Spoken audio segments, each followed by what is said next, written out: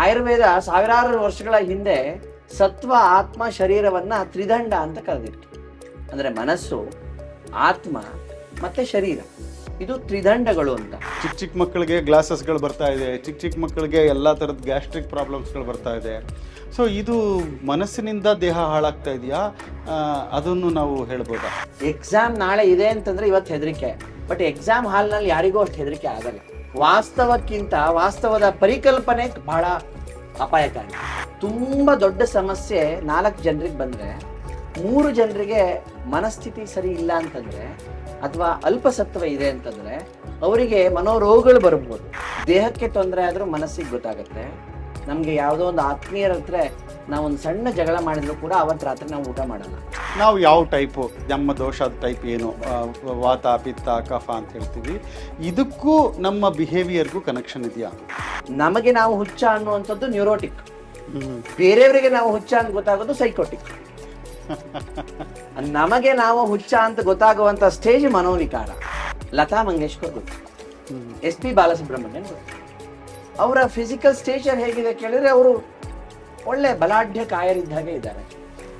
ಕಫ ಪ್ರಕೃತಿಗೆ ನೇರ ಉದಾಹರಣೆ ಆಗುತ್ತೆ. ಏನು ನಾವು ದೈಹಿಕ ರೋಗಕ್ಕೆ ಆಯುರ್ವೇದದಲ್ಲಿ ಚಿಕಿತ್ಸೆ ಕೊಡ್ತೀವಿ, ಅದೇ ರೀತಿಯಾದಂತಹ ಪರಿಕಲ್ಪನೆ ಮನೋರೋಗಕ್ಕೂ ಟ್ಯಾಬ್ಲೆಟ್ ಇದೆ, ಕ್ಯಾಪ್ಸೂಲ್ಸ್ ಇದೆ, ಸಿರಪ್ಗಳಿದೆ, ಆಸವ ಇದೆ, ಅರಿಷ್ಟ ಇದೆ.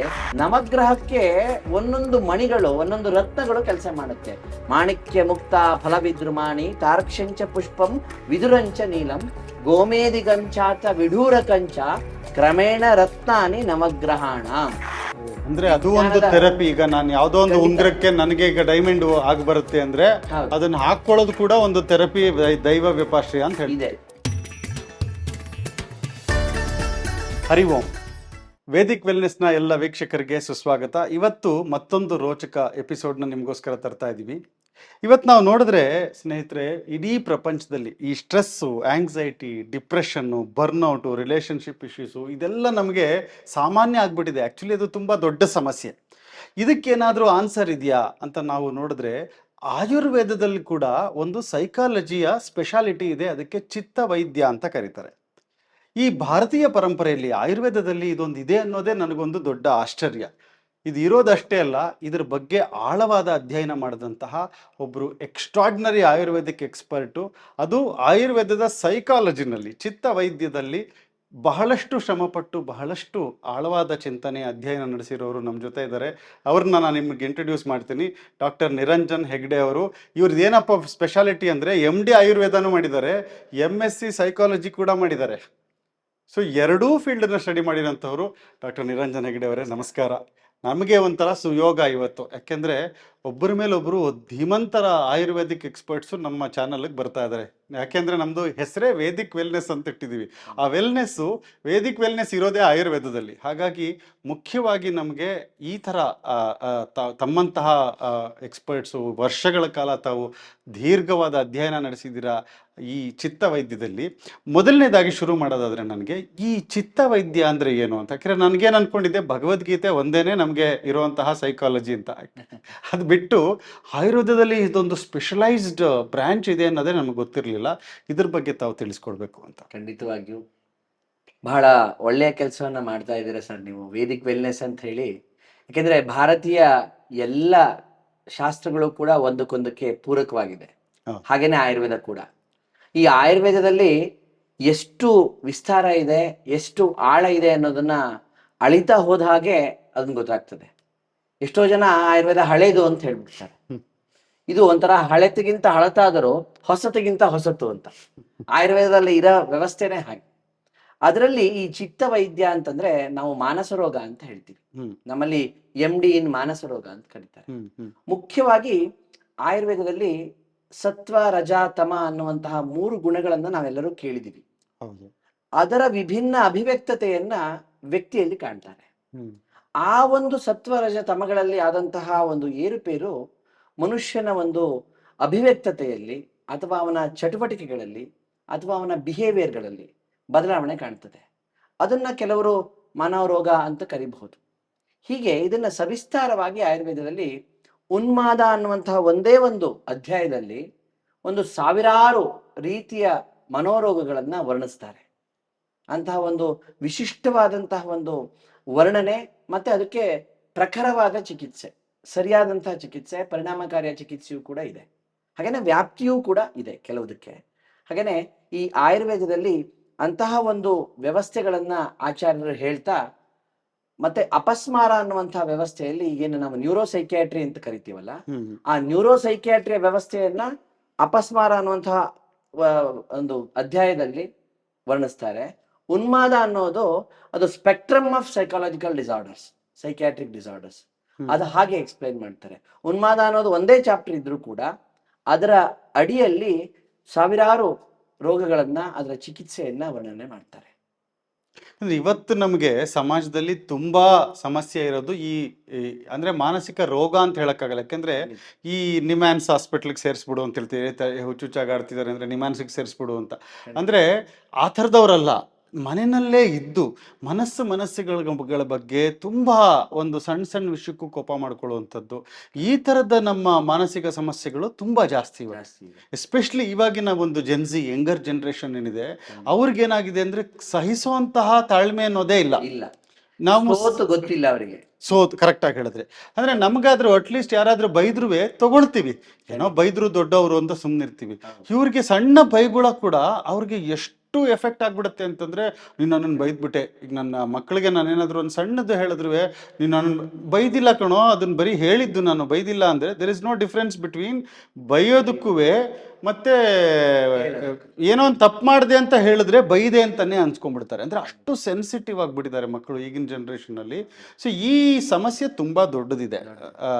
ಅಂದ್ರೆ ಇದು ಯಾವುದರಿಂದ ಅಂತ, ಈ ದೇಹದ ಪ್ರಾಬ್ಲಮ್ ಇಂದ ಮನಸ್ಸಿನ ಪ್ರಾಬ್ಲಮ್ಸ್ಗಳು ಬರುತ್ತಾ, ಇಲ್ಲ ಮನಸ್ಸಿನಿಂದ? ಈಗ ಇಷ್ಟೆಲ್ಲ ಟೆನ್ಷನ್ ಇರೋ ಮಕ್ಕಳು ಆರೋಗ್ಯನೂ ಕೂಡ ಅವ್ರಿಗೆ ಈಗ ಆಲ್ರೆಡಿ ನೋಡ್ತಾ ಇದೀವಿ. ಚಿಕ್ಕ ಮಕ್ಕಳಿಗೆ ಗ್ಲಾಸಸ್ಗಳು ಬರ್ತಾ ಇದೆ, ಚಿಕ್ಕ ಮಕ್ಕಳಿಗೆ ಎಲ್ಲಾ ತರದ ಗ್ಯಾಸ್ಟ್ರಿಕ್ ಪ್ರಾಬ್ಲಮ್ಸ್ಗಳು ಬರ್ತಾ ಇದೆ. ಸೊ ಇದು ಮನಸ್ಸಿನಿಂದ ದೇಹ ಹಾಳಾಗ್ತಾ ಇದೆಯಾ, ಅದನ್ನು ನಾವು ಹೇಳ್ಬೋದಾ? ಖಂಡಿತ. ಇಲ್ಲಿ ನಿಮ್ಮ ಪ್ರಶ್ನೆ ಹೇಗಿದೆ ಅಂತಂದ್ರೆ, ನೋಡ್ಲಿಕ್ಕೆ ನಮ್ಮ ದಿನನಿತ್ಯದಲ್ಲಿ ಕಾಣುವಂತಹ ಸಣ್ಣ ಸಣ್ಣ ಏರುಪೇರುಗಳು, ಆದ್ರೆ ಅದ್ರ ಹಿಂದ್ಗಡೆ ಇದರ ಅಧ್ಯಯನಕ್ಕೆ, ಇದರ ಎಕ್ಸ್ಪ್ಲನೇಷನ್ ತುಂಬಾ ವಿಸ್ತಾರವಾಗಿರ್ತದೆ. ವಿಶ್ವ ಆರೋಗ್ಯ ಸಂಸ್ಥೆ ಬಹಳ ಹಿಂದೆ ಮನಸ್ಸು ಮತ್ತೆ ದೇಹ ಎರಡು ಬೇರೆ ಬೇರೆ ಅಂತ ಹೇಳಿತ್ತು. ಆಯುರ್ವೇದ ಸಾವಿರಾರು ವರ್ಷಗಳ ಹಿಂದೆ ಸತ್ವ, ಆತ್ಮ, ಶರೀರವನ್ನ ತ್ರಿದಂಡ ಅಂತ ಕರೆದಿತ್ತು. ಅಂದ್ರೆ ಮನಸ್ಸು, ಆತ್ಮ ಮತ್ತೆ ಶರೀರ, ಇದು ತ್ರಿದಂಡಗಳು ಅಂತ. ಅವು ಮೂರು ಒಂದಕ್ಕೊಂದು ಪೂರಕ ಅಂತ. ದೇಹಕ್ಕೆ ತೊಂದರೆ ಆದ್ರೂ ಮನಸ್ಸಿಗೆ ಗೊತ್ತಾಗತ್ತೆ. ನಮ್ಗೆ ಯಾವುದೋ ಒಂದು ಆತ್ಮೀಯರ ಹತ್ರ ನಾವೊಂದು ಸಣ್ಣ ಜಗಳ ಮಾಡಿದ್ರು ಕೂಡ ಅವತ್ತು ರಾತ್ರಿ ನಾವು ಊಟ ಮಾಡಲ್ಲ, ಅದು ದೇಹಕ್ಕೆ ಆಗಿದಂತಹ ಪರಿಣಾಮ. ಇದಕ್ಕೆ ಒಂದು ವೈಜ್ಞಾನಿಕವಾದ ಹಿನ್ನೆಲೆಯನ್ನ ನಾವು ಆಲೋಚನೆ ಮಾಡಿದ್ರೆ ಆಯುರ್ವೇದದಲ್ಲಿ ಸಿಗತ್ತೆ. ಅದನ್ನು ಯೋಚನೆ ಮಾಡಿದ್ರೆ ಅದಕ್ಕೂ ಚಿಕಿತ್ಸೆನೂ ಕೂಡ ಸಿಗತ್ತೆ. ಹೀಗೆ ದೈನಂದಿನ ವ್ಯವಹಾರದಲ್ಲಿ ಆಯುರ್ವೇದದ ಮಾನಸ ರೋಗ ಅಡಕವಾಗಿದೆ. ಅದನ್ನ ನಾವು ಅರ್ಥ ಮಾಡ್ಕೊಳ್ತಾ ಇಲ್ಲ.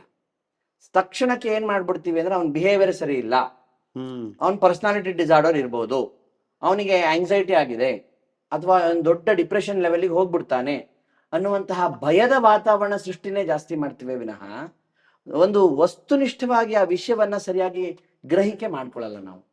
ಆ ವ್ಯವಸ್ಥೆ ಇಲ್ಲ. ಯಾಕಾಗಿಲ್ಲ ಅಂತಂದ್ರೆ, ಇಲ್ಲಿ ಕಾಗ್ನಿಟಿವ್ ಬಿಹೇವಿಯರಲ್ ಥೆರಪಿ ಅಂತ ನಾವು ಹೇಳ್ತೀವಿ. ಯಾವುದೇ ವಿಷಯಕ್ಕೆ ಸೈಕಾಲಜಿಸ್ಟ್ ಹತ್ರ ಹೋದ್ರೆ ಸೈಕೋಥೆರಪೀಸ್ ಅಂತ ಹೇಳ್ತಾರೆ. ಕಾಗ್ನಿಟಿವ್ ಬಿಹೇವಿಯರಲ್ ಥೆರಪಿ ಅಂದ್ರೆ, ಕಾಗ್ನಿಷನ್ ಅಂದ್ರೆ ಥಿಂಕಿಂಗ್ ಅಂತ ಅರ್ಥ, ಬಿಹೇವಿಯರ್ ಅಂದ್ರೆ ಅವನ ಒಂದು ರೀತಿಯಾದಂತಹ ಚಟುವಟಿಕೆಗಳಾಗಿರ್ಬಹುದು. ಅದನ್ನ ನಾವು ಪ್ರತಿಯೊಂದು ಬಿಹೇವಿಯರ್ನ ಬದಲಾವಣೆ ಮಾಡ್ಕೊಳಕ್ ಹೇಳ್ತೀವಿ. ನೀವು ಕೇಳಿದಂತ ಪ್ರಶ್ನೆಗೆ, ಎಲ್ಲರ ಮನೆಯ ಹದಿಹರೆಯದ ಮಕ್ಕಳಿಗೂ ಕೂಡ ನೀನ್ ಪೆನ್ನನ್ನ ಇಲ್ಲಿಡು, ನೀನು ಶಿಸ್ತಾಗಿರು, ಇದನ್ನ ಮಾಡಬೇಡ ಅಂತ ಹೇಳ್ತಾರೆ ಬಿಟ್ರೆ ಪೋಷಕರು ಅದನ್ನ ಮಾಡೋದು ಯಾಕೆ ಮಾಡಬಾರ್ದು ಅನ್ನೋದನ್ನ ಅವರಿಗೆ ಒಂದು ವಿಷಯ ತಿಳಿಸಲ್ಲ. ಅದೇ ಒಬ್ಬ ಸೈಕಾಲಜಿಸ್ಟು ಕಾಗ್ನಿಟಿವ್ ಬಿಹೇವಿಯರಲ್ ಥೆರಪಿ ಮಾಡ್ತಾನೆ. ಅವನ ಚಿಂತನೆಯನ್ನ ಚೇಂಜ್ ಮಾಡ್ತಾನೆ. ಚಿಂತನೆಯನ್ನ ಚೇಂಜ್ ಮಾಡಿದಾಗ ಅದು ಬಿಹೇವಿಯರಲ್ ಚೇಂಜ್ ಆಗ್ತದೆ. ಈ ಆಲೋಚನೆಯನ್ನ ವಸ್ತುನಿಷ್ಠವಾಗಿ ಆಯುರ್ವೇದ ಸುಮಾರು ವರ್ಷಗಳ ಹಿಂದೆ, ಸುಮಾರು ಸಾವಿರ ವರ್ಷಗಳ ಹಿಂದೆ ಅವಲೋಕನ ಮಾಡಿದೆ. ಎಲ್ಲ ಒಂದು ವಿಜ್ಞಾನದಲ್ಲಿ ಮನೋರೋಗ ಅಥವಾ ಮಾನಶಾಸ್ತ್ರ, ಸೈಕಾಲಜಿ ಅಂದ್ರೆ ಮನಃಶಾಸ್ತ್ರ, ಮನೋರೋಗವನ್ನ ವರ್ಣಿಸೋದು ಸೈಕಿಯಾಟ್ರಿ. ಅದು ಏನ್ ಎಕ್ಸ್ಪ್ಲೈನ್ ಮಾಡುತ್ತೆ ಅಂತಂದ್ರೆ, ಒಂದು ಸ್ವಸ್ಥ ಆರೋಗ್ಯಯುತವಾದಂತಹ ಮನಸ್ಸನ್ನ ಹೇಳುತ್ತೆ. ಅದು ಬಿಟ್ರೆ ಅನಾರೋಗ್ಯವಾದಂತಹ ಪೀಡಿತವನ್ನು ಮನಸ್ಸು ಹೇಳುತ್ತೆ. ಆದ್ರೆ ಪ್ರಪಂಚದಲ್ಲಿರುವಂತಹ ಎಲ್ಲ ಶಾಸ್ತ್ರಗಳಲ್ಲೂ ಕೇವಲ ಆಯುರ್ವೇದದಲ್ಲಿ ಮಾತ್ರ 3 ಹಂತಗಳನ್ನು ಹೇಳ್ತಾರೆ. ಒಂದು ಸ್ವಸ್ಥ ಮನಸ್ಸು, ಅಂದ್ರೆ ಒಂದು ವಿಷಯವನ್ನ ಲೋಕ ಸಾಧಾರಣವಾಗಿ ಎಲ್ಲರೂ ಹೇಗೆ ಒಬ್ಬ ಜ್ಞಾನಿ ಇದ್ದವನು, ಒಂದು ಸಾಧಾರಣವಾದ ಬುದ್ಧಿ ಇದ್ದವನು ಹೇಗೆ ಅರ್ಥ ಮಾಡ್ಕೊಳ್ತಾನೋ ಅದನ್ನ ಆ ರೀತಿಯಲ್ಲಿ ಆಚರಣೆ ಮಾಡುವಂಥದ್ದು ಸ್ವಸ್ಥ ಮನಸ್ಸು, ಆರಾಮಾಗಿರುವಂಥದ್ದು. ಇನ್ನೊಂದು ಮಾನಸಿಕ ವಿಕಾರದ ಅವಸ್ಥೆ, ಇನ್ನೊಂದು ಮನೋರೋಗದ ವ್ಯವಸ್ಥೆ. ಈ 3 ಹಂತದ ಒಂದು ರೀತಿಯ ಮಾಡೆಲ್ಗಳನ್ನ ಸೃಷ್ಟಿ ಮಾಡಿದ್ದಾರೆ. 3 ಹಂತದ ಅಲ್ಲಿ ಮನೋರೋಗಗಳನ್ನ ಎಕ್ಸ್ಪ್ಲೈನ್ ಮಾಡ್ತಾರೆ. ಅಂದ್ರೆ ಇದು ತಾವು ಹೇಳ್ತಿರೋದು ಆಯುರ್ವೇದ ಗ್ರಂಥಗಳಲ್ಲಿ ಇರುವಂತದ್ದು. ಯಾರಿಗೆ ಸತ್ವ ಬಲ ಕಡಿಮೆ ಇರ್ತದೆಯೋ ಅಂಥವನಿಗೆ ಮಾತ್ರ ಮನೋರೋಗಗಳು ಮಾತ್ರ ಆವರಿಸಕ್ ಸಾಧ್ಯ. ತುಂಬಾ ದೊಡ್ಡ ಸಮಸ್ಯೆ 4 ಜನರಿಗೆ ಬಂದ್ರೆ 3 ಜನರಿಗೆ ಮನಸ್ಥಿತಿ ಸರಿ ಇಲ್ಲ ಅಂತಂದ್ರೆ ಅಥವಾ ಅಲ್ಪಸತ್ವ ಇದೆ ಅಂತಂದ್ರೆ ಅವರಿಗೆ ಮನೋರೋಗಗಳು ಬರಬಹುದು. ಒಬ್ಬನಿಗೆ ಮನಸ್ವಾಸ್ಥ್ಯ ಅಥವಾ ಸತ್ವಗುಣ ಪ್ರಬಲವಾಗಿದೆ ಅಂತಂದ್ರೆ, ಅವನು ಕೆಲವು ದುಃಖವನ್ನ ಸಹಿಸಿಕೊಳ್ಳೋ ಸಾಮರ್ಥ್ಯ ಅವನಿಗಿದೆ ಅಂತಂದ್ರೆ ಅವನು ಮನೋವಿಕಾರದ ಹಂತದಲ್ಲಿ ಮಾತ್ರ ಇರ್ತಾನೆ. ಅದು ಟೆಂಪ್ರವರಿ, ತಾತ್ಕಾಲಿಕ, ಮನೋರೋಗಕ್ಕೆ ಹೋಗಲ್ಲ. ನಾವು ಸಾಧಾರಣವಾಗಿ ನೋಡ್ತೀವಿ, ಕಾಮ, ಕ್ರೋಧ, ಲೋಭ, ಮೋಹ, ಮದ, ಮಾತ್ಸರ್ಯ, ಅದನ್ನ ಅರಿಷಡ್ ವರ್ಗಗಳು ಅಂತ ಕರಿತೀವಿ. ಪ್ರತಿಯೊಬ್ಬನಿಗೂ ಬೇಕು. ಧರ್ಮಾರ್ಥ ಕಾಮ ಮೋಕ್ಷವನ್ನ ಜೀವನದ ಒಂದು ಗುರಿಯಾಗಿ ಹೊರಟ್ರೆ ಈ ಕಾಮ, ಕ್ರೋಧ, ಲೋಭ, ಮೋಹ, ಮದ, ಮಾತ್ಸರ್ಯಗಳೇನಿದೆಯಲ್ಲ 6 ವ್ಯವಸ್ಥೆಗಳು ಅದು ಪ್ರತಿಯೊಬ್ಬನಿಗೂ ಬೇಕು. ಯಾವಾಗ, ಎಲ್ಲಿ, ಯಾರಿಗೆ, ಹೇಗೆ, ಎಷ್ಟು ಬೇಕು ಅನ್ನುವಂತಹ ಮಾನದಂಡ ಇದೆಯಲ್ಲ ಅದು ಸ್ವಸ್ಥತೆ. ಆ ಮಾನದಂಡವನ್ನ ಮೀರಿದ್ರೆ ಅದು ಮನೋವಿಕಾರ. ಆ ಒಂದು ಹಂತದವನಿಗೆ ಯಾವುದೋ ಒಂದು ರೀತಿಯ ಮಾನಸಿಕ ಕ್ಲೇಶಗಳು ಉಂಟಾಗಿ ರೋಗದ ರೀತಿಯಲ್ಲಿ ಆಡುವುದು. ನೀವು ಹೇಳಿದಾಗೆ ಹುಚ್ಚಾಗಿ ಆಡೋದು. ನಮಗೆ ನಾವು ಹುಚ್ಚ ಅನ್ನುವಂಥದ್ದು ನ್ಯೂರೋಟಿಕ್, ಬೇರೆಯವರಿಗೆ ನಾವು ಹುಚ್ಚ ಅಂತ ಗೊತ್ತಾಗೋದು ಸೈಕೋಟಿಕ್. ನಮಗೆ ನಾವು ಹುಚ್ಚ ಅಂತ ಗೊತ್ತಾಗುವಂತ ಸ್ಟೇಜ್ ಮನೋವಿಕಾರ. ಮತ್ತೊಬ್ಬರಿಗೂ ನಾವು ಹುಚ್ಚರು ಅಂತ ಗೊತ್ತಾಗುವಂತ ಹಂತಕ್ಕೆ ನಾವು ಹೋದ್ರೆ ಅದು ಮನೋರೋಗ ಆಗ್ತದೆ. ಈ 3 ಹಂತಗಳಲ್ಲಿ ಮಾನಸಿಕ ಭಾವವನ್ನ, ಮಾನಸಿಕ ಭಾವದ ಅಭಿವ್ಯಕ್ತತೆಯನ್ನ ಹೇಳ್ತಾರೆ. ನಾವು ಆಗ ಒಂದು ವಿಷಯವನ್ನ ಹೇಳಿದ್ವಿ, ಸತ್ವ, ಆತ್ಮ, ಶರೀರ ಅಂತ ಒಂದು 3 ದಂಡಗಳು ಅಂತ ಹೇಳಿದ್ವಿ. ಶರೀರ ಅಂದ್ರೆ ನಮಗೆಲ್ಲರಿಗೂ ಗೊತ್ತು, ನಮ್ಗೆ ದೇವರು ಕೊಟ್ಟಿರುವಂತಹ ಒಂದು ಆಕೃತಿ. ಅದ್ರ ಒಳಗಡೆ ಈ ಆತ್ಮ, ಮನಸ್ಸು ಎಲ್ಲವೂ ಇರುತ್ತೆ ಅಂತ. ಮನಸ್ಸು ಏನು ಕೇಳಿದ್ರೆ ಚೀಫ್ ಎಕ್ಸಿಕ್ಯೂಟಿವ್ ಆಫೀಸ್ ತರ ಮಾಡುತ್ತೆ. ಆತ್ಮ ಏನಪ್ಪಾ ಅಂತಂದ್ರೆ ಅದೊಂದು ದೊಡ್ಡ ಶಕ್ತಿ. ಮನಸ್ಸಿನಲ್ಲಿ ಚಿಂತ್ಯಂ, ವಿಚಾರ್ಯಂ, ಊಹ್ಯಂ, ಧ್ಯೇಯಂ, ಸಂಕಲ್ಪ ಮೇಮಚ, ಇಷ್ಟು ಕೆಲಸವನ್ನ ಮಾಡುತ್ತೆ ಮನಸ್ಸು. ಅದಲ್ಲದೆ ಇಂದ್ರಿಯ ಅಭಿಗ್ರಹ, ಮನಸಃ ಸ್ವಸ್ಯ ನಿಗ್ರಹ, ಬೇರೆ ಇಂದ್ರಿಯಗಳನ್ನ ಆಯಾ ಕೆಲಸಕ್ಕೆ ಮಾಡುತ್ತೆ. ಅಂದ್ರೆ ಈಗ ಮಾವಿನ ಹಣ್ಣಿನ ಸೀಸನ್ ಸ್ಟಾರ್ಟ್ ಆಗ್ತಾ ಇದೆ, ಮಾವಿನ ಹಣ್ಣು ಜ್ಯೂಸ್ ಕುಡಿಬೇಕು ಅಂತಂದಾಗ ಕುಡಿಯುವ ಹಂತವನ್ನ ಮಾಡ್ತದೆ. ನಾಲ್ಗೆಗೆ 4 ಗ್ಲಾಸ್ ಕುಡಿದ್ಮೇಲೆ ಸಾಕು ಅಂತ ಹೇಳುವಂಥದ್ದು ಸ್ವಸ್ಯ ನಿಗ್ರಹ ಅನ್ನೋದು ಮನಸ್ಸು ಮಾಡುತ್ತೆ. ಇದು ಮನಸ್ಸಿನ ಗುಣ.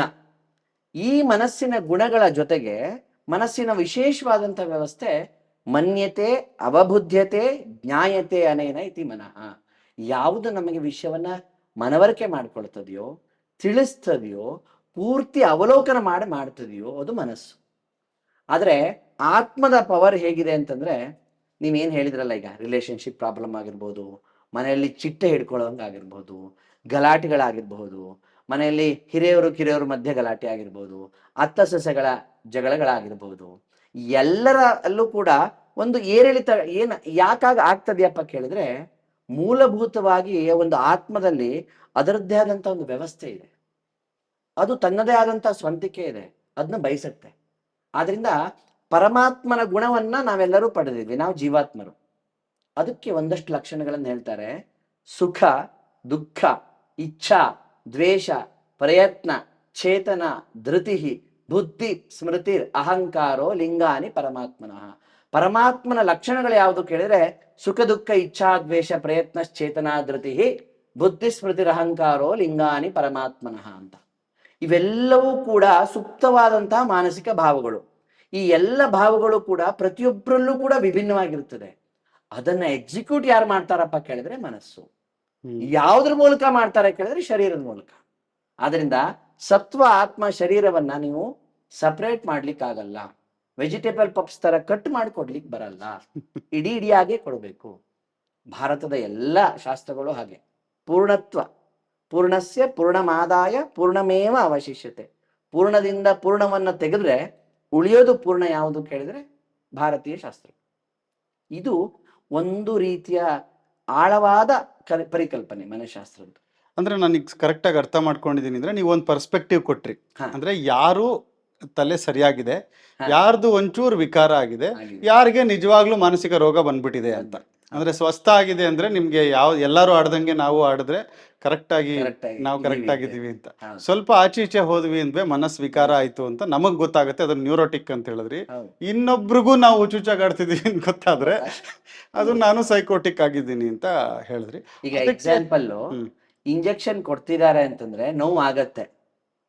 ಇಂಜೆಕ್ಷನ್ ಕೊಟ್ಟ ತಕ್ಷಣ ನೋವಾಯ್ತು ಅನ್ನುವ ಭಾವ ತೋರಿಸಿದ್ರೆ ನಾರ್ಮಲ್ಲು. ಕೊಡಕ್ಕೆ ಹೋದಾಗ್ಲೇ ಹೆದರಿದ್ರೆ ಅದು ಒಂಥರ ನ್ಯೂರೋಟಿಕ್ ಮನೋವಿಕಾರದ ಸ್ಟೇಜ್. ಆದ್ರೆ ಅವ್ರು ಯಾರಿಗೂ ಕೂಡ ಮನೋರೋಗ ಬಂದಿಲ್ಲ. ಇಂಜೆಕ್ಷನ್ ಕೊಡದೇನೆ ಅವ್ರವ್ರೊಳಗೆ ಯೋಚನೆ ಮಾಡ್ಕೋತ ಇಂಜೆಕ್ಷನ್ ಕೊಟ್ಟಾಗ ಹಿಂಗಾಗತ್ತೆ ಅಂತ ಕುಣಿತಾ ಇದ್ರೆ ಅದು ಸೈಕೋ. ಇದು ಕಾಮನ್ ಲ್ಯಾಂಗ್ವೇಜ್ ಅಲ್ಲಿ ನಾವು ಹೇಳೋದಾದ್ರೆ ಹಾಗೆ. ಚೆನ್ನಾಗಿ ಹೇಳಿದ್ರಿ.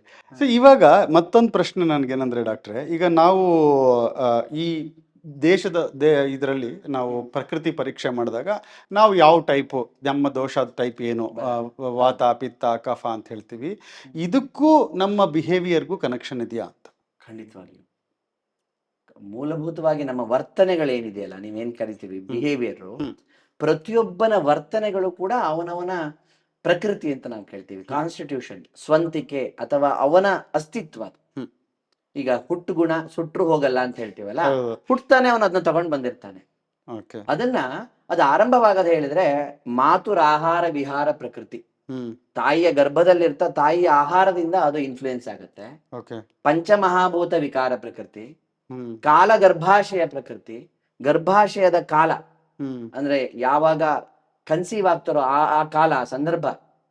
ಆಮೇಲೆ ಮೂಲಭೂತದ್ದು ಶುಕ್ರ ಶೋಣಿತ ಪ್ರಕೃತಿ ಗುಣಗಳು, ಓವಂ ಮತ್ತೆ ಜೀನ್, ಓವಂ ಮತ್ತೆ ಸ್ಪರ್ಮು ಸೇರಿದಾಗ ಅವೆರಡರ ಗುಣಗಳು. ಇದರಿಂದ ಒಬ್ಬನ ವ್ಯಕ್ತಿತ್ವ ಆರಂಭ ಆಗ್ತದೆ. ಅದು ನಾವು ಹೇಗೆ ದೈಹಿಕವಾಗಿ ನೋಡ್ತಾ ಬಹುತೇಕ ವೈದ್ಯರು, ಆಯುರ್ವೇದ ವೈದ್ಯರು ನೀವು ತಿಳಿಸಿರ್ಬೋದು, ವಾತದವ್ರು ಹೀಗಿರ್ತಾರೆ, ಪಿತ್ತದವ್ರು ಹೀಗಿರ್ತಾರೆ, ಕಫದವ್ರು ಹೀಗಿರ್ತಾರೆ. ವಾತದವರಲ್ಲಿ ಮಾನಸಿಕತೆ ಹೇಗಿರುತ್ತೆ, ಪಿತ್ತದಲ್ಲಿ ಹೇಗಿರುತ್ತೆ, ಕಫದಲ್ಲಿ ಹೇಗಿರುತ್ತೆ ಅನ್ನೋದು ನಮ್ಮ ಪಾರ್ಟ್. ಹೇಗೆ ದೈಹಿಕ ಪ್ರಕೃತಿ ಇದೆಯೋ ಮಾನಸ ಪ್ರಕೃತಿನೂ ಅದೇ ರೀತಿ ವರ್ಣನೆ ಮಾಡ್ತಾರೆ. ವಾತದವರಲ್ಲಿ ಮುಖ್ಯವಾಗಿ ಚಲಗುಣ ಪ್ರಧಾನವಾದದ್ದು ವಾತದ್ದು. ಚಂಚಲತ್ವ ಅದು ಇದ್ದೇ ಇರುತ್ತೆ. ಎಲ್ಲಿ ಹೋದ್ರೂ ಚಂಚಲತ್ವ, ಎಲ್ಲಿ ಹೋದ್ರೂ ಫಾಸ್ಟ್. ನಮ್ಮಲ್ಲಿ ಆ ಪ್ರಕೃತಿಯನ್ನು ಹೇಳ್ತಾ ಎಕ್ಸ್ಪ್ಲೈನ್ ಮಾಡ್ತಾರೆ. ಅಲ್ಪಕೇಶೋ ಕೃಶೋ ರೂಕ್ಷೋ ವಾಚಾಲಃ ಚಲಮಾನಸಃ ಆಕಾಶಚಾರಿ ಸ್ವಪ್ನೇಶು ವಾತ ಪ್ರಕೃತಿಕೋ ನರಹ ಅಂತ. ಸ್ವಪ್ನಗಳಲ್ಲಿ ಆಕಾಶದ ವ್ಯವಸ್ಥೆ, ಚಂಚಲತ್ವ ಇರುತ್ತದೆ.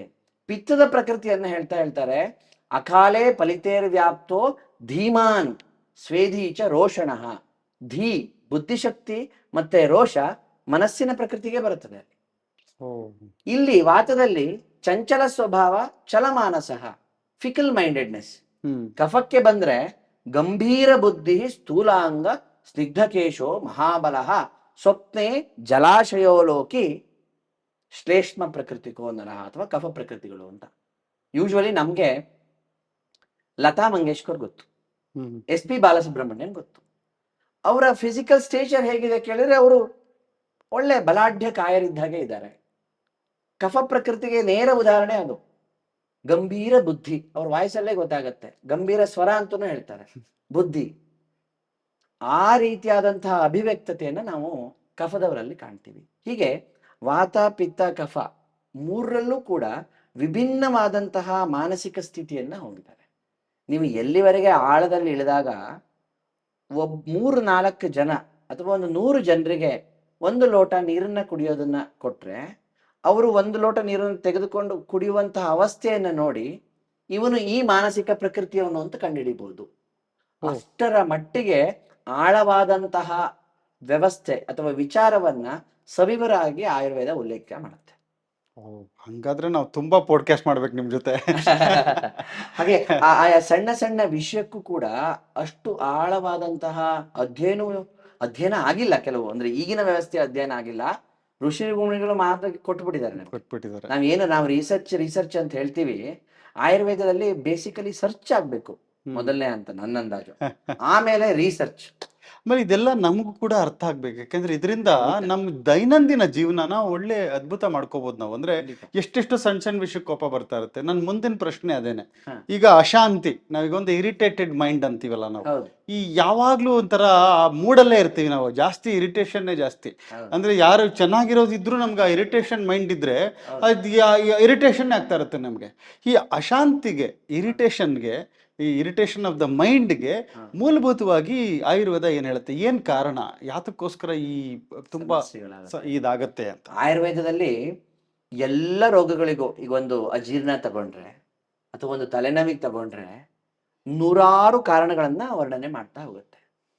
ಮಾನಸ ರೋಗ ಅಥವಾ ಮಾನಸಿಕವಾದಂತಹ ಎಲ್ಲ ಕಾಯಿಲೆಗಳಿಗೂ ಕೂಡ ಆಯುರ್ವೇದ ನೂರಾರು ಕಾರಣಗಳನ್ನು ಎಕ್ಸ್ಪ್ಲೈನ್ ಮಾಡಿದೆ. ಆದ್ರೆ ಮುಖ್ಯವಾದ ಒಂದು ಕಾರಣವನ್ನ ಮೊದಲು ಹೇಳುತ್ತೆ. ಮಾನಸಂ ಪುನಃ ಇಷ್ಟಸ್ಯ ಅಲಾಭಾತ್ ಲಾಭಾತ್ ಅನಿಷ್ಟಸ್ಯ ಅಂತ. ಮಾನಸ ರೋಗ ಹೇಗಾಗತ್ತೆ ಅಂದ್ರೆ, ಇಷ್ಟಸ್ಯ ಅಲಾಭಾತ್, ಅವನು ಏನು ಅಥವಾ ಅವಳು ಏನನ್ನು ಬಯಸಿರ್ತಾಳೋ ಅದು ಸಿಗೋಲ್ಲ, ಏನನ್ನ ಬಯಸಿರೋದಿಲ್ವೋ ಅದೇ ಸಿಗತ್ತೆ.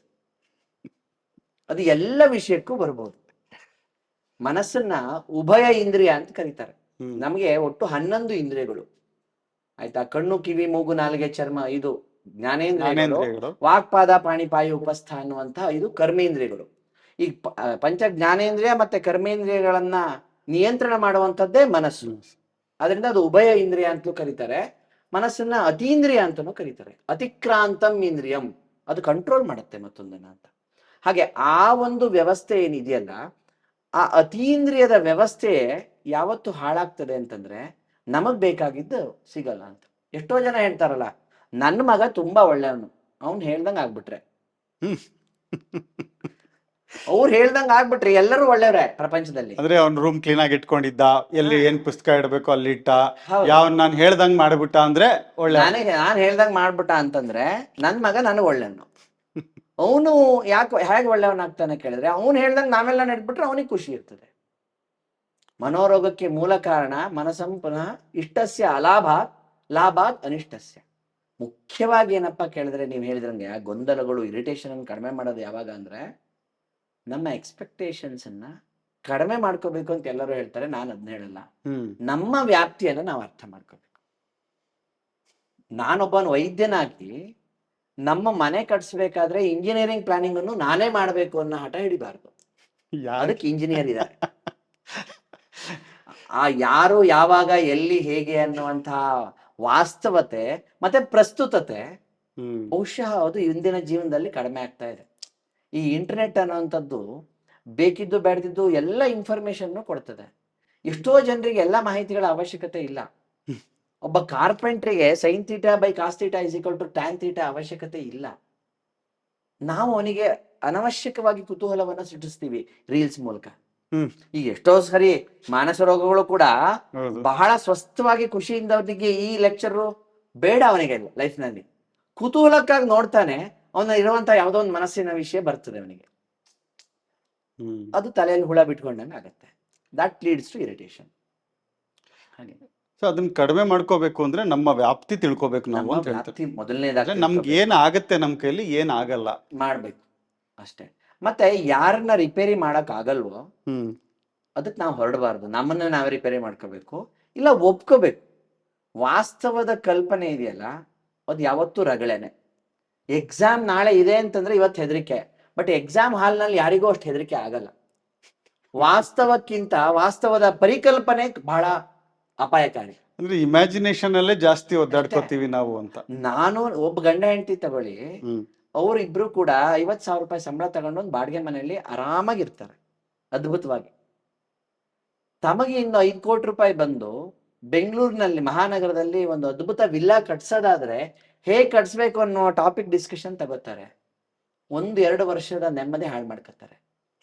ಅವ್ರು 5 ಕೋಟಿ ಬರೋದು 10 ವರ್ಷದ ನಂತರ ಆಗಿರುತ್ತದೆ. ಇವಿಷ್ಟು ನೆಮ್ಮದಿ ಆ ಡಿಸ್ಕಷನ್ ಅದು ಅವಶ್ಯಕತೆನೇ ಇರೋದಿಲ್ಲ. ತಮ್ಮ ವ್ಯಾಪ್ತಿಯನ್ನ ಮೀರಿದ ಎಲ್ಲಾ discussions leads to conflict, conflict leads to irritation. ಅಶಾಂತಿ ಇಲ್ಲದೆ ಮತ್ತೆ ಶಾಂತಿ ಸಿಗಲ್ಲ. ಚೆನ್ನಾಗಿ ಹೇಳಿದ್ರಿ. ಈಗ ಪ್ರಾಬ್ಲಮ್ಸ್ ಇದೆ ನಮಗೆ. ನೀವು ಆಯುರ್ವೇದದ ವಿಷಯಗಳನ್ನು ತಿಳಿಸಿದ್ರಿ. ಅಸ್ವಸ್ಥ ಅಂದ್ರೇನು, ಮನೋವಿಕಾರ ಅಂದ್ರೇನು, ಮನೋರೋಗ ಅಂದ್ರೇನು ಅಂತ. ಈಗ ಟ್ರೀಟ್ಮೆಂಟ್ ಬಗ್ಗೆ ನನಗೆ ಕ್ಯೂರಿಯಾಸಿಟಿ, ಯಾಕೆಂದರೆ ನಮಗೆ ಈಗ ಎನಿ ಸೈಕಾಲಜಿಕಲ್ ಟ್ರೀಟ್ಮೆಂಟ್ಸ್ ಅಂದರೆ ಆ್ಯಂಟಿ ಡಿಪ್ರೆಸೆಂಟ್ಸ್ ಕೊಡ್ತಾರೆ, ಆ್ಯಂಟಿ ಆಂಗ್ಸೈಟಿ. ನಾನು ಸ್ವಲ್ಪ ಫಾರ್ಮಾದಲ್ಲಿದ್ದು ಬಂದವನು, ಹಾಗಾಗಿ ಇದನ್ನೆಲ್ಲ ನಾನು ಒಂದಷ್ಟು ಪಾಪಗಳು ಮಾಡಿದ್ದೀನಿ, ಎಲ್ಲ ಸೇಲ್ ಮಾಡಿದ್ದೀನಿ ಈ ಆ್ಯಂಟಿ ಡಿಪ್ರೆಸೆಂಟ್ಸ್. ಈ ಇದು ಕೊಟ್ಟಾಗ ತುಂಬ ಸೈಡ್ ಎಫೆಕ್ಟ್ಸು, ಯಾಕೆಂದರೆ ಎನಿ ಕೈಂಡ್ ಆಫ್ ಡಿಪ್ರೆಷನ್ಸ್ಗೆ ಜೊತೆಗೆ ಅದು ಅಡಿಕ್ಟಿವ್ ಆಲ್ಸೋ, ಅದನ್ನು ಬಿಡೋಕ್ಕೂ ಆಗಲ್ಲ. ತಗೊಳ್ತಿದ್ದಷ್ಟು ಅದರ ಸೈಡ್ ಎಫೆಕ್ಟ್ಸ್ ಎಷ್ಟು ಜಾಸ್ತಿ ಆಗಿಬಿಡುತ್ತೆ ಆಫ್ಟರ್ 5 ಇಯರ್ಸ್ 10 ಇಯರ್ಸ್, ಅಂದರೆ ಆ ಸೈಡ್ ಎಫೆಕ್ಟ್ಸ್ ಹೋಗ್ಸೋದಕ್ಕೇ ಮೆಡಿಕಲ್ ಟ್ರೀಟ್ಮೆಂಟ್ ಬೇಕಾಗತ್ತೆ. ಹಾಗಾಗಿ ಈಗ ನಮ್ಮ ಏನು ಆಯುರ್ವೇದದಲ್ಲಿ ಈ ಚಿತ್ತವೈದ್ಯ ಇದೆ ಮತ್ತು ಮನಃಶಾಸ್ತ್ರದಲ್ಲಿ ಏನು ಸೊಲ್ಯೂಷನ್ಸ್ ಇದೆ, ಯಾವ ಥರ ಟ್ರೀಟ್ಮೆಂಟ್ ಇದೆ, ಮತ್ತು ಆ ಟ್ರೀಟ್ಮೆಂಟುಗೆ ಮೆಡಿಸಿನ್ಸೇ ಇದೆಯಾ ಅಥವಾ ಬೇರೆ ಏನಾದರೂ ಟ್ರೀಟ್ಮೆಂಟ್ ಇದೆಯಾ? ಖಂಡಿತವಾಗಿ ಭಾಳ ಒಳ್ಳೆ ಪ್ರಶ್ನೆ ಕೇಳಿದ್ರಿ. ಮತ್ತು ನಮ್ಮಲ್ಲಿ ಆಯುರ್ವೇದದಲ್ಲಿ ಎಲ್ಲವನ್ನೂ ಎಕ್ಸ್ಪ್ಲೇನ್ ಮಾಡಿ ಕೊನೆಯಲ್ಲಿ ಒಂದು ಮಾತು ಹೇಳ್ತಾರೆ, ಸತತ ಅಧ್ಯಯನಂ ವಾದಃ ಪರತಂತ್ರ ಅವಲೋಕನಂ ತದ್ವಿದ್ಯ ಆಚಾರ್ಯ ಸೇವಾಚ ಬುದ್ಧಿ ಮೇಧ ಕರೋಗುಣ ಅಂತ. ನಮ್ಮದೊಂದೇ ಅಲ್ಲ, ಪರತಂತ್ರವನ್ನು ಅವಲೋಕನ ಮಾಡಬೇಕು ಅಂತ. ನೀವು ಅದನ್ನೇ ಹೇಳಿದ್ದೀಗ, ಆ್ಯಂಟಿ ಡಿಪ್ರೆಸೆಂಟ್ಸ್ ಇದೆ, ಅಲ್ಲಿ ಏನು ಇಂಗ್ಲೀಷ್ ಮೆಡಿಸಿನ್ ಅಥವಾ ಮಾಡರ್ನ್ ಮೆಡಿಸಿನ್ ಅಂತ ಆಧುನಿಕ ವೈದ್ಯ ಪದ್ಧತಿ ಅಂತ ಏನು ಕರಿತೀವಿ, ಅದರಲ್ಲಿ ಬೇರೆ ಬೇರೆ ಥರ ಇದೆ. ಯೂಶ್ವಲಿ ನಾವು ನೋಡಿದರೆ ಒಂದು ಆ್ಯಂಟಿ ಡಿಪ್ರೆಸೆಂಟ್ಸ್ ಇದೆ, ಒಂದು ಆ್ಯಂಟಿ ಸೈಕೋಟಿಕ್ಸ್ ಇದೆ, ಮತ್ತೊಂದು ಮೂಡ್ ಸ್ಟೆಬಿಲೈಸರ್ ಇದೆ, ಮತ್ತೊಂದು ಬೆಂಜಡೈಸೆಪಿನ್ಸ್ ಇದೆ, ಸ್ವಲ್ಪ ಮಬ್ಬು ಅಥವಾ ನಿದ್ದೆ ಬರೆಸುವಂಥ ವ್ಯವಸ್ಥೆ. ಈ 4 ವಿಧದಲ್ಲಿ ಬೇಕಷ್ಟು ಡ್ರಗ್ಗಳಿದೆ, ಆಯ್ತಾ. ಕೆಲವೊಂದು ಅನಿವಾರ್ಯ ಕಾರಣದಲ್ಲಿ, ಅಂದರೆ ಈಗ ಮೇಜರ್ ಡಿಪ್ರೆಷನ್ ಆಗಿರ್ಬೋದು, ಮಾಡ್ರೇಟ್ಗಿಂತ ಮೇಲಿನ ಡಿಪ್ರೆಷನ್ ಆಗಿರ್ಬೋದು, ಈಗ ಸೂಸೈಡಲ್ ಟೆಂಡೆನ್ಸೀಸ್, ಇಂಥ ಸಮಯದಲ್ಲಿ ಅವ್ರನ್ನ ಉಳಿಸೋದಕ್ಕೋಸ್ಕರ, ಹೌದು, ಜೀವ ಉಳಿಸೋದು ಪ್ರಯಾರಿಟಿ ಆಗಿರುತ್ತೆ. ಅವಾಗ ನಾವು ಏನ್ ಬೇಕಾದ್ರೂ ಕೊಡೋಣ. ಆದ್ರೆ ಸುಮ್ಮನೆ ಗಾಬರಿ ಪಟ್ಕೊಳ್ಳೋದು, ಭಯ ಆಗಿರುತ್ತೆ, ಪ್ಯಾನಿಕ್ ಅಟ್ಯಾಕ್ಸ್ ಆಗಿರುತ್ತೆ, ಅಥವಾ ಸ್ಲೀಪ್ ಡಿಸಾರ್ಡರ್ಸ್ ಆಗಿರುತ್ತೆ, ಆಂಗ್ಸೈಟಿ ಡಿಸಾರ್ಡರ್ಸ್ ಆಗಿರುತ್ತೆ. ಈಗ ಜನರಲೈಸ್ಡ್ ಆಂಗ್ಸೈಟಿ ಡಿಸಾರ್ಡರ್ ಅಂತ ಕರಿತೀವಿ ನಾವು. ಒತ್ತಡದಿಂದ ಬರುವಂತಹದ್ದು, ಆತಂಕದಿಂದ ಬರುವಂತಹ, ಸ್ಟ್ರೆಸ್ ಅಂದ್ರೆ ಒತ್ತಡ, ಆಂಗ್ಸೈಟಿ ಅಂದ್ರೆ ಆತಂಕ, ಅದರಿಂದ ಬರುವಂತಹ ಅನೇಕ ಡಿಸೀಸಸ್ ಇದೆ. ಈಗ OCD ಇದೆ, ಆಬ್ಸೆಸಿವ್ ಕಂಪಲ್ಸಿವ್ ಡಿಸಾರ್ಡರ್, ಗೀಳು ರೋಗ ಅಂತ ಕರಿತೀವಿ. ಖಿನ್ನತೆ, ಡಿಪ್ರೆಷನ್ ಅಲ್ಲೇ ಹೆಸರು ಖಿನ್ನತೆ ಅಂತ, ಅದರಲ್ಲೊಂದು 50 ತರಗಳಿದೆ, ಆಯ್ತಾ. ಆ ಜೀವ ಹೋಗುವಂತಹ ವ್ಯವಸ್ಥೆಯನ್ನ ಬಿಟ್ಟು, ಒಬ್ಬ ಮನುಷ್ಯನಿಗೆ ಕಂಟ್ರೋಲ್ ಮಾಡ್ಲಿಕ್ಕೆ ಆಗದೇ ಇಲ್ಲ ಅನ್ನುವಂತಹ ಒಂದು ಸಂದರ್ಭವನ್ನ ಬಿಟ್ಟು, ಉಳಿದೆಲ್ಲ ಸುಮಾರು 70% ಮಾನಸಿಕ ಕಾಯಿಲೆಗಳಿಗೆ ನಮ್ಮಲ್ಲಿ ಮೆಡಿಸಿನ್ ಇದೆ. ಏನ್ ಮೆಡಿಸಿನ್ ಇದೆ ಅಂತಂದ್ರೆ ಎಲ್ಲರಿಗೂ ಆಶ್ಚರ್ಯ. ನಾವು ಅಜೀರ್ಣಕ್ಕೆ ಔಷಧಿ ತಗೊಂಡ್ರೆ ಡಾಕ್ಟರ್ ಕೊಟ್ರೆ ಆಯುರ್ವೇದ ಔಷಧಿ ತಗೋತೀವಿ, ತಲೆನೋವಿಗೆ ಕೊಟ್ರೆ ತಗೋತೀವಿ, ತಲೆ ತಿರುಗೋದಕ್ಕೆ ಕೊಟ್ರೆ ತಗೋತೀವಿ. ಹೇಗೆ ಔಷಧಿ ಕೊಡ್ತಾರೆ ಆಯುರ್ವೇದ ಡಾಕ್ಟ್ರು? ಇದೇ ನಾಡಿ ನೋಡಿ, ವಾತ ಪಿತ್ತ ಕಫವನ್ನು ನೋಡಿ, ಆ ವಾತ ಪಿತ್ತ ಕಫದಲ್ಲಾದಂಥ ಏರುಪೇರವನ್ನ ಔಷಧಿಯಲ್ಲೋ ಮಾತ್ರೆಗಳಲ್ಲೋ ಅಥವಾ ವಿವಿಧ ರೀತಿಯ ಪಂಚಕರ್ಮ ಚಿಕಿತ್ಸೆಯಲ್ಲೂ ಕೂಡ ಕೊಟ್ಟು ಆರಾಮ್ ಮಾಡ್ತಾರೆ. ಮನೋರೋಗದಲ್ಲೂ ಹಾಗೇನೆ ವಾತ ಪಿತ್ತ ಕಫಗಳ ವೇರಿಯೇಷನ್ ಆಗಿರುತ್ತೆ.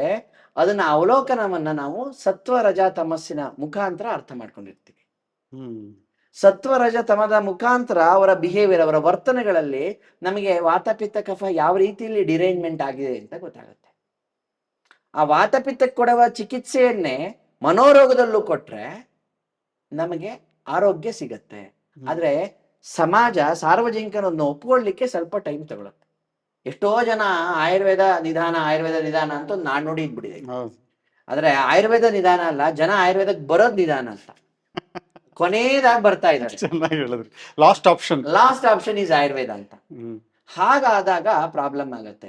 ನಮ್ಮಲ್ಲಿ ಒಂದು ವಿಷಯ ಹೇಳ್ತಾರೆ ಪಂಚಕರ್ಮ ಚಿಕಿತ್ಸೆಯಲ್ಲಿ. ಪಂಚಕರ್ಮ ಅಂದ್ರೆ ಶೋಧನ. ಅನೇಕ ವೈದ್ಯರು ಹೇಳಿರ್ಬೋದು, ವಮನ, ವಿರೇಚನ, ಬಸ್ತಿ, ನಸ್ಯ, ರಕ್ತ ಮೋಕ್ಷಣ ಅಂತ ಬರುತ್ತೆ. ಈ ಪಂಚಕರ್ಮ ಚಿಕಿತ್ಸೆಗಳು ಕೂಡ equally important in treating psychological disorder, ಮನಸ್ವರೋಗದಲ್ಲಿ. ಹೃದಿಂದ್ರಿಯ ಶಿರಃ ಕೋಷ್ಠೆ ಸಂಶುದ್ಧೆ ವಮನಾದಿಭಿ ಮನಃ ಪ್ರಸಾದ ಮಾಪ್ನೋತಿ ಸ್ಮೃತಿಂ ಸಂಜ್ಞಾಂಚ ವಿಂದತಿ ಅಂತ ಉಪಯೋಗಿಸ್ತಾರೆ ಆಚಾರ್ಯರು. ಇಲ್ಲಿ ಬಹಳ ಸಂಸ್ಕೃತದ ಭಾಷಾಜ್ಞಾನವನ್ನು ಕೂಡ ಮೇಳೈಸಿದ್ದಾರೆ. ಇಲ್ಲಿ ಹೃತ್ ಇಂದ್ರಿಯ ಶಿರಃ ಕೋಷ್ಠೆ, ಹೃತ್ ಇಂದ್ರಿಯ, ಹೃದಯ ಇಂದ್ರಿಯ ಮತ್ತೆ ಶಿರದ ಭಾಗದಲ್ಲಿ ದೋಷಗಳು, ತೊಂದರೆ ಬಂದಾಗ ಅದನ್ನ ವಮನಾದಿಬಿಹಿ, ವಮನ, ವಿರೇಚನ, ರಕ್ತಮೋಕ್ಷಣ ಮುಂತಾದ ಶೋಧನಗಳಿಂದ ಆರಾಮ್ ಮಾಡಿ. ಯಾಕೆ ಅಂದ್ರೆ ಮನಃಪ್ರಸಾದ ಮಾಪ್ನೋತಿ, ಅದರಿಂದ ಮನಃಪ್ರಸಾದ ಆಗ್ತದೆ. ಹೇಗಾಗತ್ತೆ ಅಂದ್ರೆ ಸ್ಮೃತಿಂ ಸಂಜ್ಞಾಂಚ ವಿಂದತಿ ಅಂತ, ಸ್ಮೃತಿ ಮತ್ತೆ ಸಂಜ್ಞೆಗಳು ಪುನಃ ಬರುತ್ತೆ ಅಂತ ಹೇಳ್ತಾರೆ. ಬರುತ್ತೆ ಅನ್ನೋ ಶಬ್ದವನ್ನು ಉಪಯೋಗಿಸ್ತಾರೆ ಅಂದ್ರೆ ಯಾರಿಗ್ ಬರುತ್ತೆ? ಹೋದವ್ರಿಗೆ ಬರುತ್ತೆ ಅಂತ. ಹೋದವ್ರು ಯಾರು ಅಂದ್ರೆ ಮನೋರೋಗಿಗಳು ಅಂತ ಅರ್ಥ. ಅದರಿಂದ ಏನು ನಾವು ದೈಹಿಕ ರೋಗಕ್ಕೆ ಆಯುರ್ವೇದದಲ್ಲಿ ಚಿಕಿತ್ಸೆ ಕೊಡ್ತೀವಿ, ಅದೇ ರೀತಿಯಾದಂತಹ ಪರಿಕಲ್ಪನೆ ಮನೋರೋಗಕ್ಕೂ ಟ್ಯಾಬ್ಲೆಟ್ ಇದೆ, ಕ್ಯಾಪ್ಸೂಲ್ಸ್ ಇದೆ, ಸಿರಪ್ಗಳಿದೆ, ಆಸವ ಇದೆ, ಅರಿಷ್ಟ ಇದೆ, ಘೃತ ಇದೆ, ಲೇಹ ಇದೆ, ಆಮೇಲೆ ಪಂಚಕರ್ಮ ಚಿಕಿತ್ಸೆ ಇದೆ. ಅದೆಲ್ಲದಕ್ಕೂ ಮಿಕ್ಕು ಕಲಶಪ್ರಾಯವಾಗಿ ಸತ್ವಾವಜಯ ಚಿಕಿತ್ಸೆ ಇದೆ. ಸತ್ವಾವಜಯ ಚಿಕಿತ್ಸೆ ಅಂತಂದ್ರೆ ಸೋಕಾಲ್ಡ್ ಸೈಕೋಥೆರಪಿಸ್ ಅಂತ ಏನ್ ಕರೀತಾರ, ಸೈಕಾಲಜಿಸ್ಟ್ ಓದ್ದವ್ರನ್ನ ಸೈಕೋಥೆರಪಿಸ್ಟ್ ಮಾಡ್ಲಿಕ್ಕೆ ಸಮಾಜದಲ್ಲಿ ಅಕ್ಸೆಪ್ಟ್ ಮಾಡ್ತಾರೆ. ಕೌನ್ಸಿಲಿಂಗ್ ಅಲ್ಲ, counselling is also one among the psychotherapy. One amount. Okay, ಆಯ್ತಾ. ಈಗ ಸೈಕ್ಯಾಟ್ರಿಸ್ಟ್ ಅಂತ ಏನ್ ಕರಿತೀರಿ, ಮೆಡಿಸಿನ್ ಕೊಡ್ತಾರೆ Medicine ಕೊಡ್ತಾರೆ. ಆಧುನಿಕ ವೈದ್ಯ ಪದ್ಧತಿಯಲ್ಲಿ, ಅವರು ಸೈಕಾಲಜಿಸ್ಟ್ ಅಲ್ಲ. ಅಲ್ಲ, ಹೌದು. ಸೈಕಾಲಜಿಸ್ಟ್ ಅಂದ್ರೆ MA ಅಥವಾ MSc ಸೈಕಾಲಜಿಯನ್ನ ಮಾಡಿರ್ಬೇಕು. ಅವರು ಸೈಕೋಥೆರಪಿಸ್ ಅನ್ನ ಮಾಡಬಹುದು.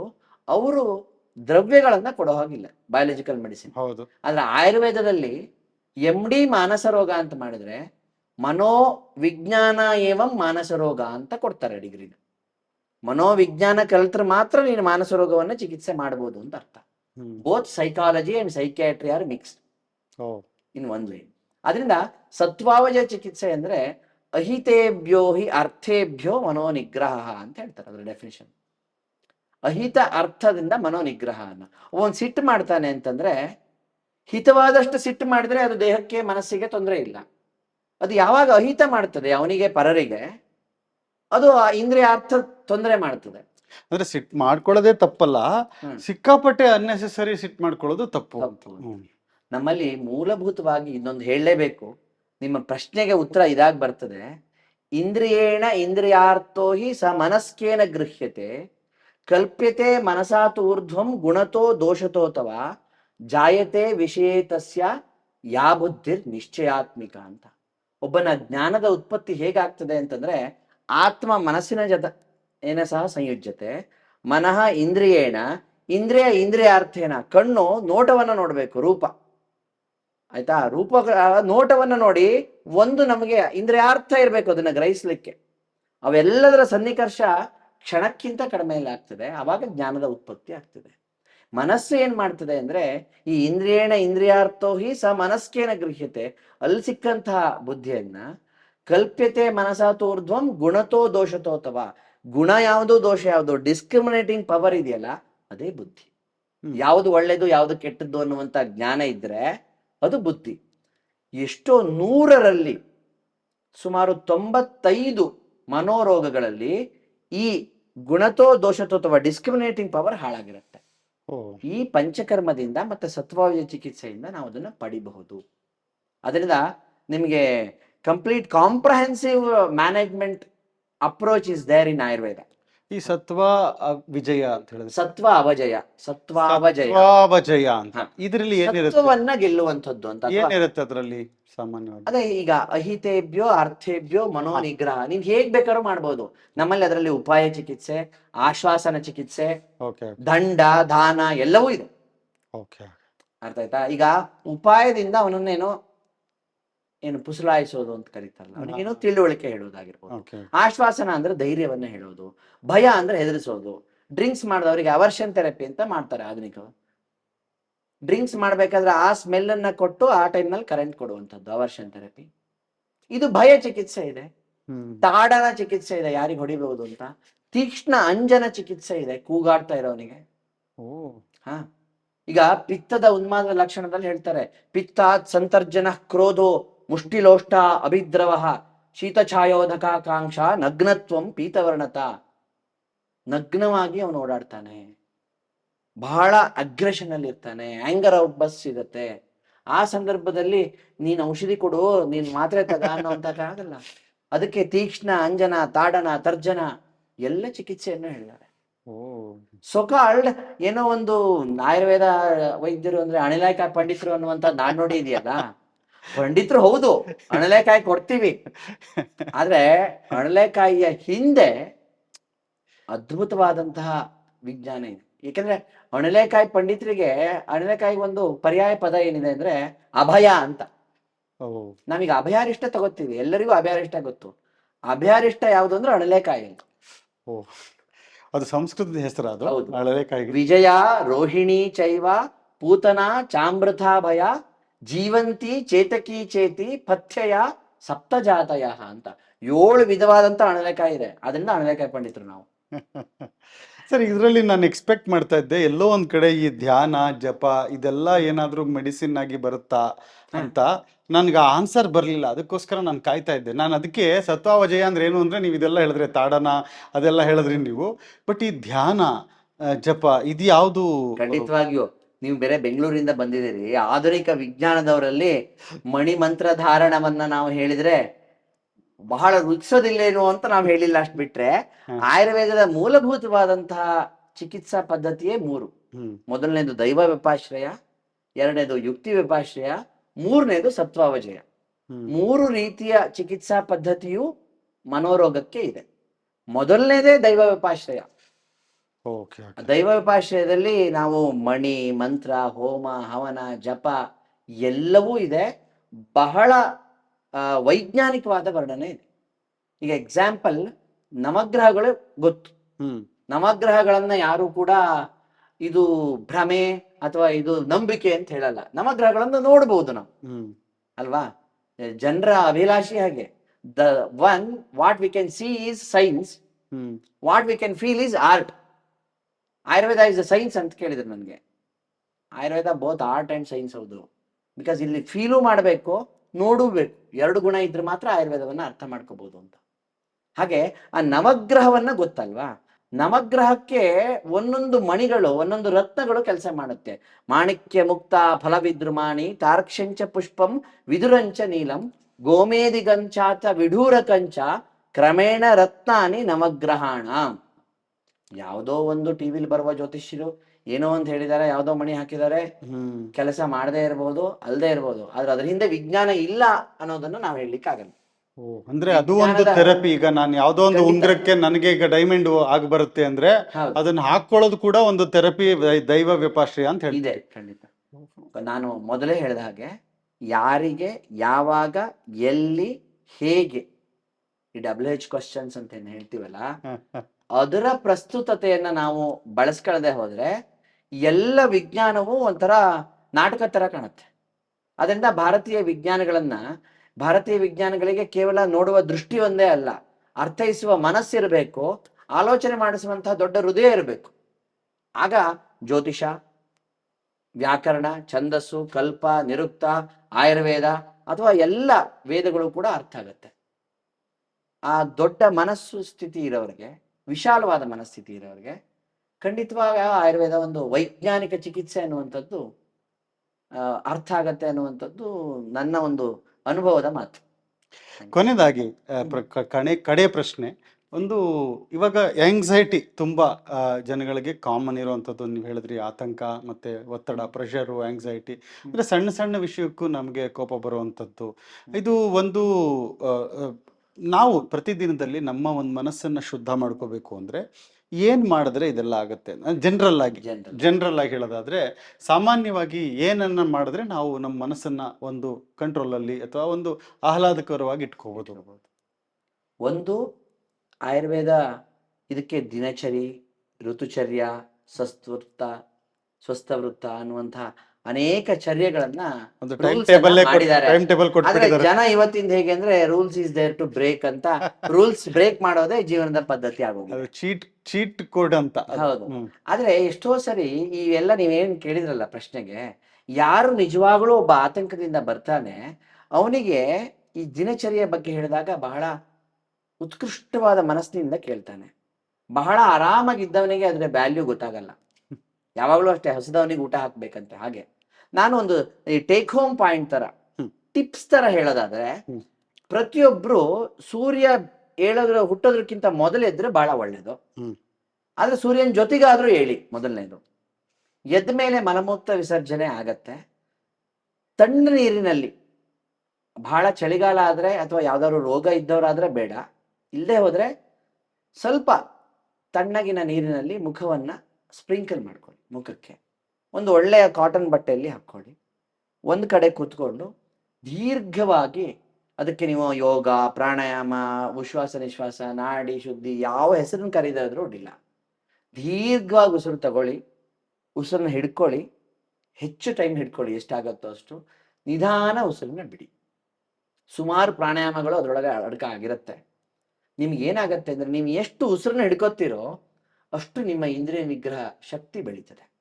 ಯಾವಾಗ ನಿಮಗೆ ಇಂದ್ರಿಯ ನಿಗ್ರಹ ಶಕ್ತಿ ಜಾಸ್ತಿ ಬೆಳೀತದೆಯೋ ಆಗ ಈ ಸುಖ ದುಃಖ ಇಚ್ಛಾ ದ್ವೇಷಗಳ ಈ ಭಾವನಾತ್ಮಕ ಅಂಶಗಳು ನಿಮ್ಮ ಮೇಲೆ ಪರಿಣಾಮ ಬೀರಲ್ಲ. ನೀವು ಸ್ಥಿತಪ್ರಜ್ಞರಾಗಿರ್ತೀರಿ.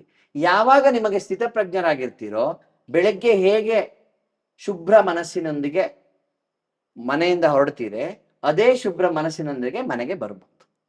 ಆಗ ಮನೆಯಲ್ಲಿ ಹೆಂಡತಿ ಮಕ್ಕಳ ಜೊತೆಗೆ ಗಲಾಟೆಯು ತಪ್ಪತ್ತೆ. ನೀವು ನನ್ನೊಂದು ಕೋರ್ ಪ್ರಾಡಕ್ಟಿಗೆ ಬಂದ್ರಿ. ಆ್ಯಕ್ಚುಲಿ ನಾವು ನಿಮಗೆ ಹೆಚ್ಚು ಹೇಳಿಲ್ಲ ಅದ್ರ ಬಗ್ಗೆ. ಪ್ರಾಣಯಜ್ಞ ಅಂತ 24 ನಿಮಿಷದ್ದು ನಮ್ಮ ವೇದಿಕ್ ವೆಲ್ನೆಸ್ಸಲ್ಲಿ ರಿಸರ್ಚ್ ಮಾಡಿ ಕೊಟ್ಟಿದ್ದೀವಿ.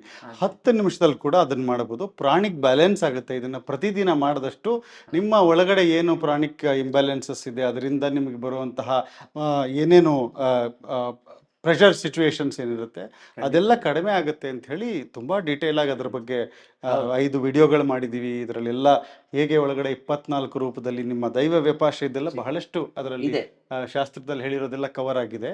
ಅಲ್ಲಿರುವಂತಹ ಭಗವತ್ ಶಕ್ತಿಗಳು ನಮಗೆ, ಆ ಪ್ರಾಣ ಅಂದರೆ ಅದು ಎನರ್ಜಿ, ಅದು ಅಷ್ಟು 24 ಉಸಿರು ತಗೊಳ್ಳೋದು, 51 ಉಸಿರು ತಗೊಳ್ಳೋದು, ವಿಠಲ ಬ್ರೆತ್ಸು ಅಂದರೆ ಬರೀ 1 2 3 4 ಪ್ರಾಣಾಯಾಮ ಅಲ್ಲ, ಅದು ಭಗವಂತನ ಹೆಸರು ತಗೊಂಡು ಅದಕ್ಕೆ ನಾವು ಶರಣಾಗುವಂಥದ್ದು, ಅದಕ್ಕೆ ಸರೆಂಡರ್ ಆಗುವಂಥದ್ದು, ಅದಕ್ಕೆ ಥ್ಯಾಂಕ್ಸ್ ಹೇಳುವಂಥದ್ದು ಮಾಡಿದ್ವಿ. ಸೊ ತಾವು ಅದನ್ನೇ ಒಂದು ಸಂದೇಶವಾಗಿ ಹೇಳಿದ್ರಿ ಇವತ್ತು. ತುಂಬಾ ಸಂತೋಷ ಆಯ್ತು. ಅದ್ರ ಬಗ್ಗೆ ಸಂಪೂರ್ಣ ಅಭ್ಯುದಯಕ್ಕೆ ಕಾರಣ ಆಗ್ತದೆ. ಈಗ ನೀವು ಇದನ್ನ ಹೇಳಿದ್ರಿಂದ ನಾನೊಂದೊಂದು 2 ನಿಮಿಷ ಹೇಳಲೇಬೇಕು. ಮೂಲಭೂತವಾಗಿ ದೇಹ ಮತ್ತು ಮನಸ್ಸಿನ ಎಲ್ಲ ಕಾರ್ಯಗಳನ್ನ ನಿಯಂತ್ರಣ ಮಾಡುವಂಥದ್ದೇ ವಾತ ಅಥವಾ ಪ್ರಾಣ. ವಾತ, ದೇಹದಲ್ಲಿರುವ ವಾತವನ್ನೇ ಪ್ರಾಣ ಅಂತ ಹೇಳ್ತೀವಿ. ಓಕೆ. ನಾಭಿಸ್ಥ ಪ್ರಾಣಪವನಂ ಸ್ಪೃಷ್ಟ್ವಾ ಹೃತ್ಕಮಲಾಂತರಂ ಕಂಠಾತ್ ಬಹಿರ್ಯಾತಿ ಪಾತುಂ ವಿಷ್ಣು ಪದಾಮೃತಂ ಪೀತ್ವಾ ಚಾಂಬರ ಪೀಯೂಷಂ ಪುನರಾಯಾತಿ ವೇಗತಃ ಪ್ರೀಣಯಂ ದೇಹಮಖಿಲಂ ಜೀವಯನ್ ಜಠರಾನಲಂ ಅಂತ ಆಯುರ್ವೇದದಲ್ಲಿ ನಮ್ಮ ರೆಸ್ಪಿರೇಷನ್, ನೀವೇನು ಹೇಳಿದ್ರಲ್ಲ ಪ್ರಾಣಯಜ್ಞದ ಒಂದು ಕ್ರಿಯೆ ಇದೆಯಲ್ಲ, ಉಸಿರಾಟವನ್ನ ಎಕ್ಸ್ಪ್ಲೈನ್ ಮಾಡ್ತಾರೆ. ನಾಭಿಸ್ಥ ಪ್ರಾಣಪವನಂ, ನಮ್ಮ ಇಡೀ ಜೀವನಕ್ಕೆ ಪ್ರಾಣಕ್ಕೆ ಕಾರಣವಾದಂತಹ ಏನು ವಾಯು ಪ್ರಾಣ, ನಾಭಿಯ ಇಂದ ಸ್ಪೃಷ್ಟ್ವಾ ಹೃತ್ಕಮಲಾಂತರಂ, ಹೃದಯ ಕಮಲದಿಂದ ಹೊರಬಂದು ಕಂಠಾತ್ ಬಹಿರ್ವಿನಿರ್ಯಾತಿ, ಕಂಠದಿಂದ ಹೊರ ಹೋಗುತ್ತೆ. ಎಲ್ಲಿ ಹೋಗುತ್ತೆ ಇದು ಅಂದ್ರೆ ಪಾತುಂ ವಿಷ್ಣು ಪದಾಮೃತಂ, ವಿಷ್ಣುನ ಪಾದಕ್ಕೆ ಹೋಗುತ್ತೆ.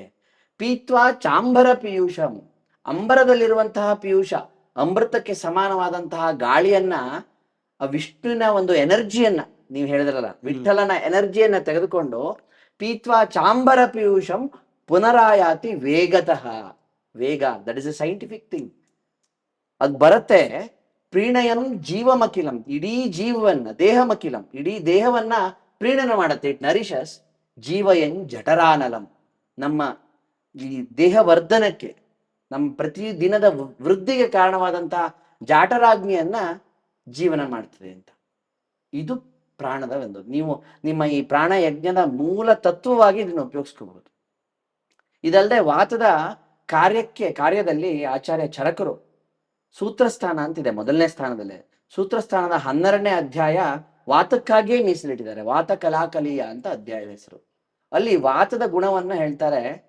ವಾಯುಸ್ತಂತ್ರ ಯಂತ್ರದರಹ ಪ್ರವರ್ತಕ ಚೇಷ್ಟಾನಾಂ ಉಚ್ಚಾವಚಾನಾಂ ನಿಯಂತ ಪ್ರಣೇತಾ ಚ ಮನಸ ಸರ್ವೇಂದ್ರಿಯಾಣಾಂ ಉದ್ಯೋಜಕಃ ಸರ್ವೇಂದ್ರಿಯಾರ್ಥಾನಾಂ ಅಭಿವೋಢಃ ಸರ್ವ ಶರೀರ ಧಾತು ವ್ಯೂಹಕರಃ ಸಂಧಾನಕರಃ ಪ್ರವರ್ತಕೋ ವಾಚಃ ಪ್ರಕೃತಿ ಶಬ್ದ ಸ್ಪರ್ಶ ಶ್ರೋತ್ರ ಸ್ಪರ್ಶನಯೋರ್ಮೂಲಂ ಹರ್ಷ ಉತ್ಸಾಹಯೋರ್ ಯೋನಿಹಿ ಸಮೀರಣೋ ಅಗ್ನೇಃ ದೋಷ ಸಂಶೋಷಣ ಕ್ಷೇಪ್ತಾ ಕರ್ತಾ ಬಹಿರ್ಮಲಾನಾಂ ಸ್ಥೂಳಾನುಶ್ರೋತಸಾನಾಂ ಭೇತ್ತಾ ಕರ್ತಾ ಗರ್ಭಾಕೃತೀನಾಂ ಆಯುಷೋ ಅನುವೃತ್ತಿ ಪ್ರತ್ಯಯಭೂತೋ ಭವತಿ ಅಕುಪಿತಃ.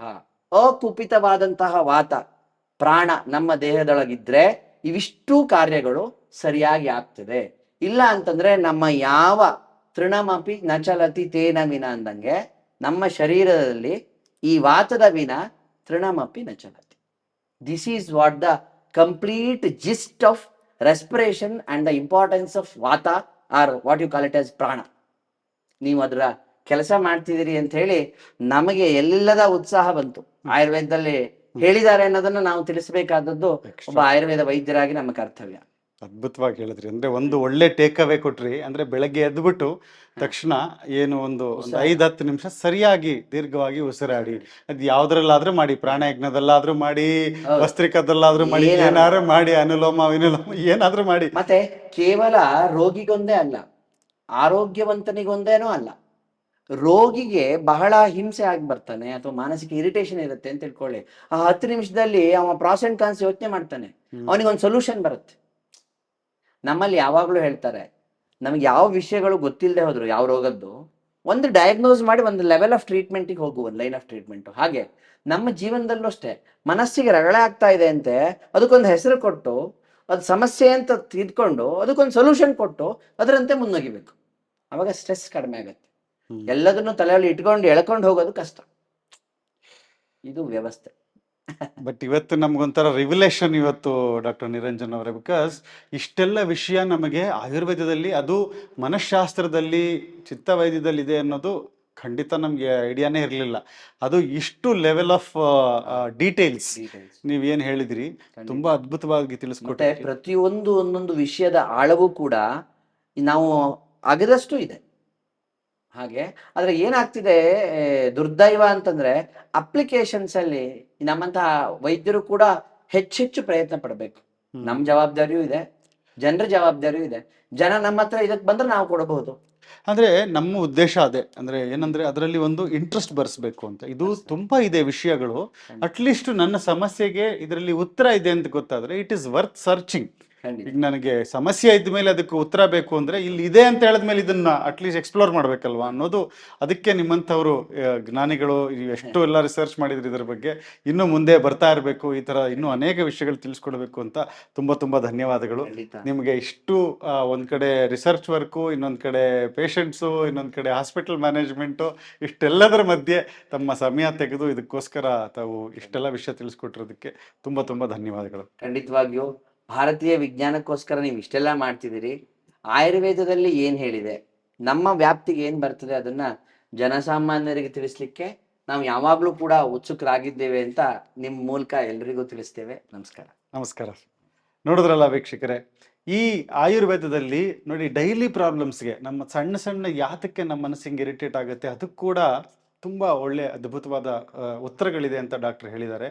ಹಾಗಾಗಿ ನಾನು ಡಾಕ್ಟರ್ ಅವರ ಕಾಂಟ್ಯಾಕ್ಟ್ ನಂಬರು, ಅವ್ರನ್ನ ಕಾಂಟ್ಯಾಕ್ಟ್ ಮಾಡೋ ಥರ ತಮಗೆ ಯಾವುದೇ ಥರದ ಪ್ರಶ್ನೆಗಳಿದ್ದರೆ ಅದನ್ನು ನಾನು ಡಿಸ್ಕ್ರಿಪ್ಷನಲ್ಲಿ ಹಾಕಿರ್ತೀನಿ. ಸೊ ಖಂಡಿತ ಕಾಂಟ್ಯಾಕ್ಟ್ ಮಾಡಿ. ಇದೇ ತರಹದ ಇನ್ನೂ ಹೆಚ್ಚಿನ ವಿಡಿಯೋಗಳು ನಿಮಗೆ ವೇದಿಕ್ ವೆಲ್ನೆಸ್ನಲ್ಲಿ ಸಿಗುತ್ತೆ, ನೋಡ್ತಾ ಇರಿ ಅಂತ ಹೇಳ್ತಾ, ಎಲ್ಲರಿಗೂ ಭಗವಂತ ಒಳ್ಳೆ ಆರೋಗ್ಯ ಕೊಡಲಿ ಅಂತ ಕೇಳ್ಕೊಳ್ತಾ, ಹರಿ ಓಂ.